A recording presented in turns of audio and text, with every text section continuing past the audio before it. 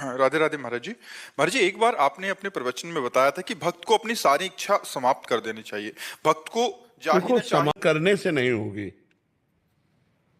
भक्त को सारी इच्छा समाप्त करने से कैसे समाप्त हो जाएगी? हम तो चाहते समाप्त हो जाए। जब हमको ऐसी वस्तु मिल जाए तब समाप्त हो जाएगी। जैसे 1 करोड़ रुपया मिल जाए, 1-2 रुपया की इच्छा खत्म हो जाएगी कि नहीं हो जाएगी?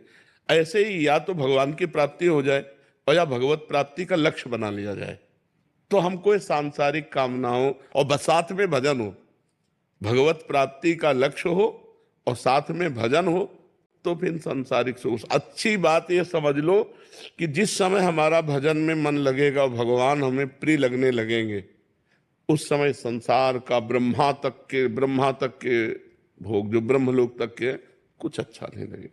ब्रह्मादि के भोग सब विषम लागताई, नारायण ब्रज चंद की लगन लगी जाए। जिसे देखकर संसारी पुरुष ललचा जाए, भागवतिक पुरुष को घृणा होती है उन सुखों से।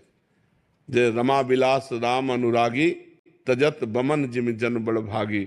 वो जन भगवान के जो दास जन हैं, वो बड़भागी जन जो भजन में मस्त हैं, उनको ये सब भोगों से घृणा होती है।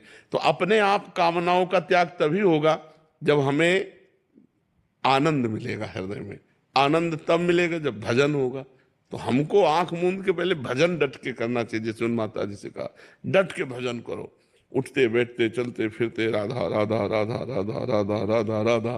तो सब पापों का नाश होकर के निर्विकारता हृदय में जे भी आई, तो कामना अपने आप चली जाए। मलिन मन में कामना होती है और निर्मल मन में निष्कामता होती है। जब तक मन निर्मल नहीं होगा तब तक कामनाएं तो बनी ही रहेंगी।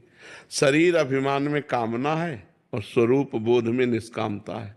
स्वरूप में कोई कामना नहीं और शरीर कभी निष्काम हो नहीं सकता। शरीर भाव में अगर हम रहेंगे कि हम स्त्री हम पुरुष हैं, तो कामना बनी ही रहेगी। जब तक आत्मस्वरूप का ज्ञान नहीं होगा या जब तक भगवत भजन डट के नहीं होगा, तब तक इस कामना से पिंड छूटने वाला नहीं है। बातों से कह दे कि हम निष्काम, तो नहीं बनेगा।